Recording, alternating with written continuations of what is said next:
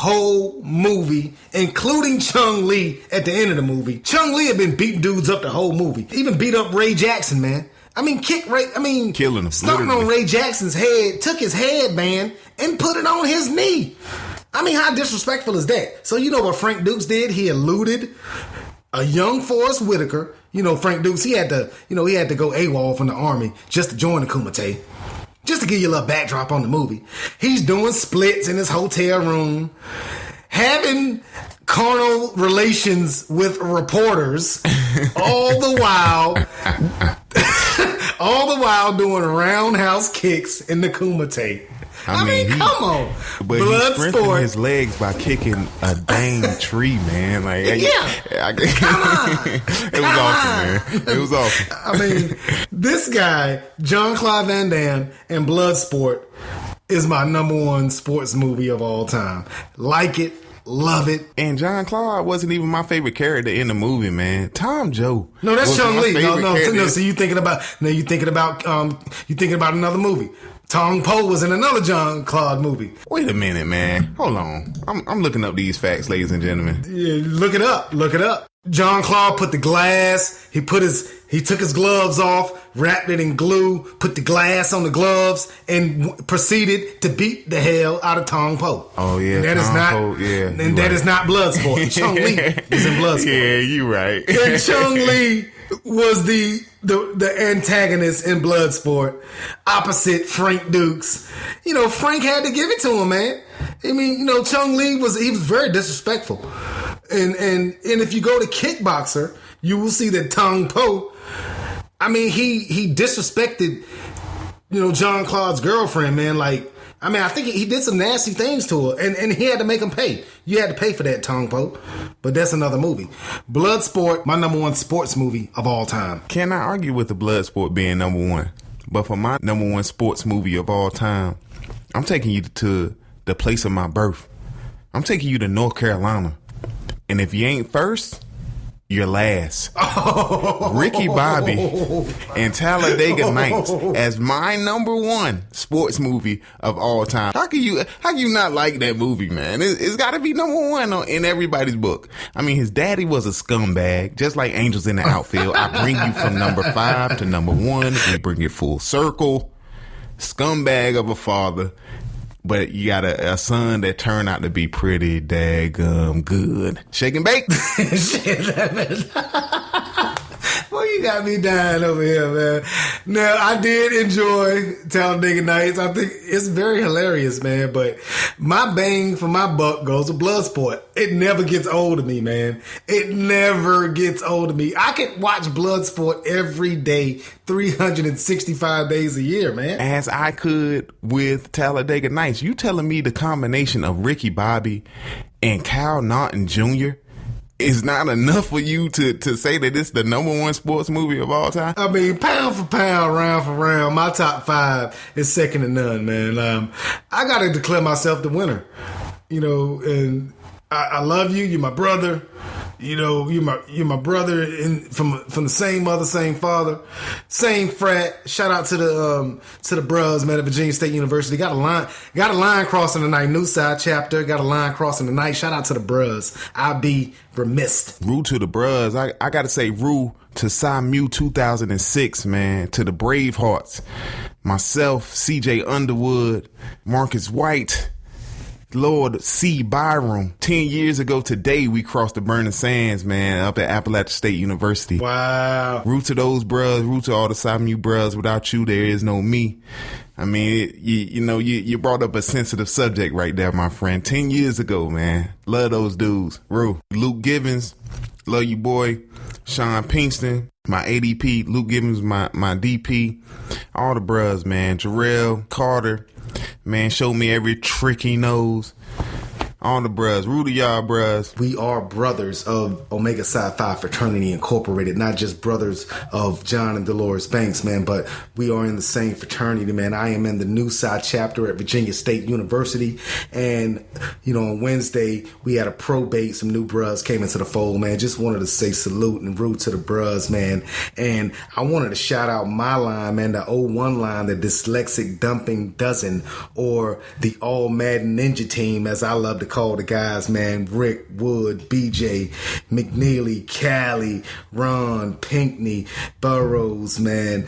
Edgar, Larry, Nick Beam. Just wanted to shout out my D Peasy, my historian D Peasy, my dean KP, my assistant dean, CJ. Love you guys, man. My step instructor G Lee, my assistant step instructor Rashard Joyner, man. We had a great time in my Virginia State days, man, and I just wanted to be remiss, but I want to give a special shout out. He's not in Omega Psi Phi, man, but he is my twin brother, man. Held me down that whole semester when I was online. My brother, man, Daimeon.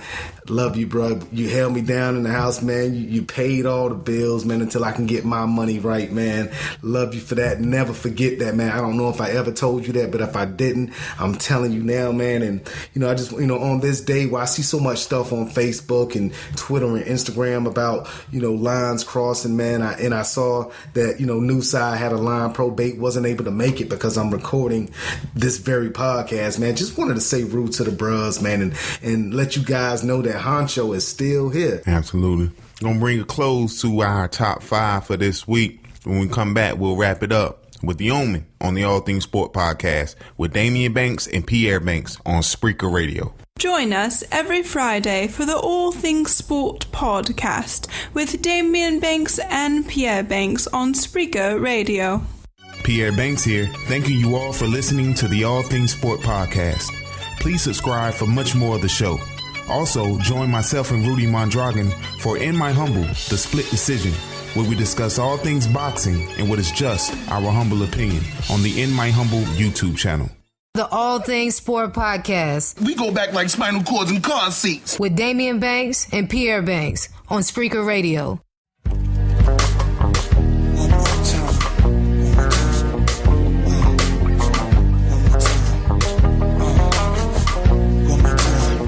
We are back with the All Things Sport podcast. Of course, I'm Pierre Banks.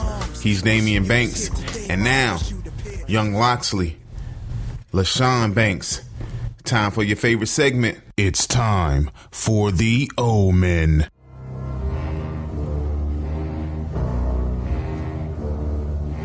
And on this week, we'll have King Jaffe himself predict who he sees will come out of this weekend and Monday night as the NCAA champion. Daimeon, you got your favorite team in college basketball, the North Carolina Tar Heels, as the only number 1 seed. Whatever. Them taking on the Syracuse Orange, team with 13 losses, but making an NC State type run, an 83 type run right now.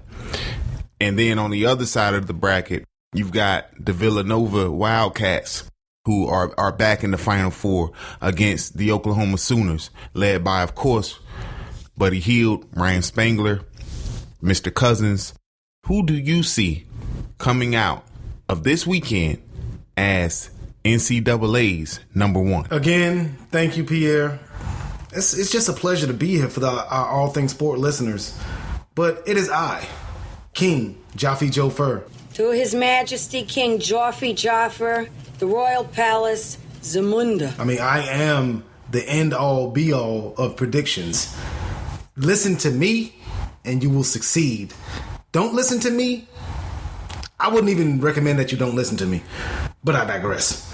Oklahoma and Villanova, Syracuse, UNC. In that Oklahoma-Villanova game, I love Buddy Hield. I don't love Villanova.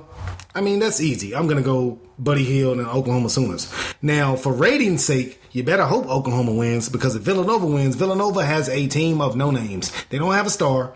No one is going to want to watch Villanova play in a national championship game. So for the media's sake, for TV's sake, I'm going to go with Oklahoma. I've seen Oklahoma play. They pretty much dominated these last 3 games in the NCAA tournament. They have not, they've looked the part of a top seed. Villanova is a scrappy bunch. Doesn't have a player that averages, over 15 points, if I'm not mistaken. So they don't have that one guy. They have a collective unit, which is good in college basketball. But I see Oklahoma pulling out that. I'm going to go with Oklahoma 82, Villanova 74. Now in that second game, Syracuse and UNC, Roy's boys, the UNC Tar Heels versus Jim Boeheim. in the Syracuse Orange. UNC has already beaten Syracuse twice. It's an ACC matchup. Carolina is so balanced. They have Russell Westbrook's cousin, Bryce Johnson, playing in that low post. Bryce Johnson has the biggest attitude problem of anyone in college basketball. And I really see UNC running through Syracuse. Now, that Syracuse zone, UNC is going to be prepared for because their conference opponent is not going to surprise them. And Syracuse has a great player, Michael Beneje, rising star Malachi Richardson, and that Leiden kid, but they don't have enough. I'm going to go UNC over Syracuse. UNC puts up points. I'm going to say UNC 85, Syracuse 73. Now, that's going to put Oklahoma and UNC in the national championship game Monday night. My prediction for this game is UNC 82, Oklahoma 79. It's going to be a close game because Oklahoma can score. I just think that the balance of UNC, there are multiple ways that they can score, multiple options for them to score. It wouldn't be surprised to me. I wouldn't be surprised if UNC actually beats Oklahoma by double digits. Because if Buddy Hield is not scoring, if Buddy Hield doesn't have an awesome game, they could very well get beat by 10, 15 points. I'm just going to say it's going to be a close game, just for aesthetic purposes, just so it can be pleasing to the viewer. And UNC just has way too many weapons. Oklahoma relies on Buddy Hield to have a good game. They do have a 3-guard lineup in Isaiah Cousins and Jordan Woodward, along with Buddy Hield, but they just have way too many options over there in Chapel Hill. So I'm going to say UNC 82, Oklahoma 79. UNC will be your national champions in the world of college basketball for this season. And as much as it pains me to say it, but I know that Jerrell Robinson, I know that Daphne Merritt Hardiman, I know that TJ Hardiman, I know that T_Lee, all the UNC fans out there are going to love that prediction. I hate it, but I have to go with the Tar Heels. Yeah, and I just want to say that for a gentleman that has Space Jam as his number 2 sports movie of all time, I'm not inclined to agree with you, but as I said from day one, North Carolina came out of the conference tournaments playing the best of any basketball team. I agree with you in the sense that they will get past Syracuse relatively easily and get into the final game. On the other side, Oklahoma, they're just glad that they don't have to see Kansas in the Final Four because they've tried to beat Kansas twice already this year, and it just didn't work out for them. And I think Kansas just has their number. But now that they've cleared that hurdle by not having to play them at all, that'll propel them into the national championship game. Bryce Johnson, big shot, Marcus Page will just be too much for the Oklahoma Sooners, and they'll win the national championship. But again, I don't know if I can. If I didn't already have it in my mind, I wouldn't agree with you. Because, how can Space Jam be your number 2 sports movie of all time? I'm not letting it go. Because MJ. I'm not letting it go. Looney Tunes. So you weren't a Looney Tunes fan as a kid? I was, man. We talking about sports movies. Were you an MJ fan? I was trying to tell you. Were you an MJ fan? The Blind Side. We're not talking about movies like that, Air Bud. Combine those two. It's like mixing Starbucks coffee with caramel macchiato creamer. It's a match made in heaven. It's like mixing German chocolate cake with slow churned vanilla ice cream.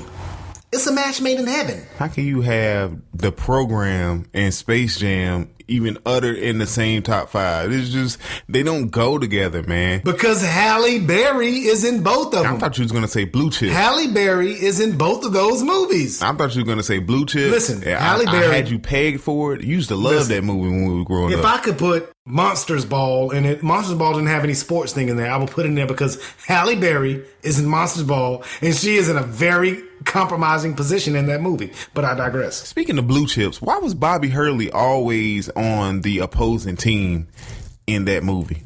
Was this supposed to be the same team, or because people love to hate Bobby Hurley? And